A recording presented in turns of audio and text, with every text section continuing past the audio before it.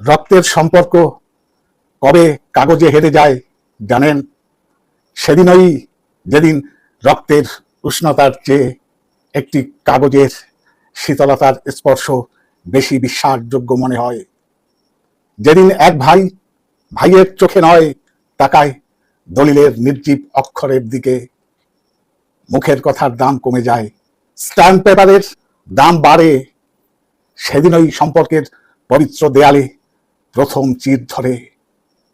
এক সময় যে বাড়িতে হাসির আওয়াজ মুখর ছিল উঠোন, সেখানে এখন শুধু হিসেব চলে। কে কত টাকা দিল, কে কতটা জমি পাবে, কার বিয়েতে কে কি উপহার দিয়েছিল, এসব নিয়েই আলোচনা, এসব নিয়েই মনোমালিন্য। একটানা এই হিসেব নিকেশের ভিড়ে সম্পর্কগুলো শুকিয়ে যেতে থাকে, ভেঙে যেতে থাকে ভেতরের সেই অদৃশ্য বাঁধন। সবচেয়ে কষ্ট হয় তখন যখন দেখতে হয় একসাথে বড় হওয়া ভাই বোন আজ কথা বলে না। একই উঠোনে খেলা, একসাথে পড়া, একসাথে বড় হওয়া, সবকিছু সবকিছু মুছে যায় কাগজের দাগে।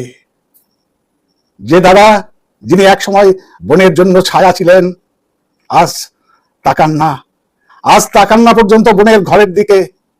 যে বোন, যিনি একসময় দাদাকে নিয়ে গর্ব করতেন, আজ তাকে দেখলেই মুখ ফিরিয়ে নেন ঘৃণাতে। এই দূরত্বের শুরুটা বোঝা যায় না, কিন্তু ফাঁকটা ধীরে ধীরে এতটাই বড় হয়ে যায় যেখানে আর ফিরে যাওয়া সম্ভব নয়। ভালোবাসা, স্নেহ, বিশ্বাস সবকিছু বদলে যায় সন্দেহ, অভিযোগ আর নির্লিপ্ততায়।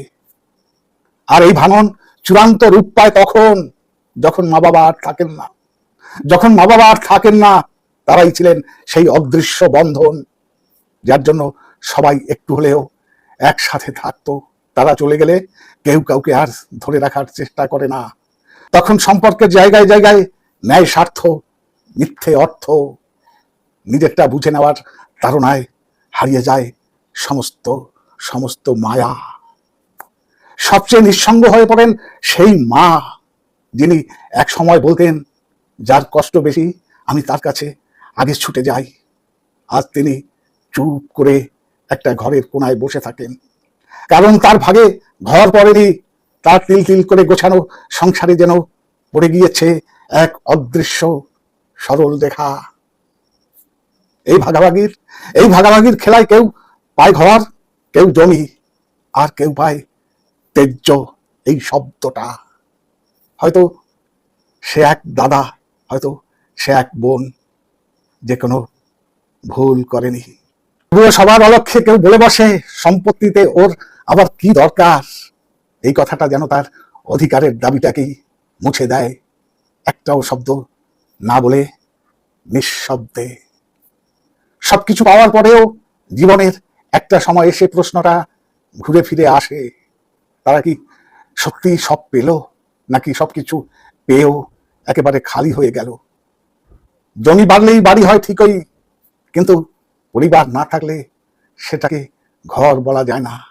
সম্পত্তি হয়তো মানুষকে বাইরে থেকে ধনী করে তোলে, কিন্তু ভিতরে জমে থাকা কষ্টটা কেউ দেখতে পায় না, যা কোনো দলিলে লেখা থাকে না, জমে থাকে হৃদয়ের গভীরে।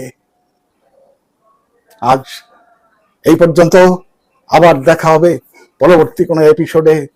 ততক্ষণ ভালো থাকবেন, সুস্থ থাকবেন, লক্ষ্য রাখুন রাত্রির সংলাপে।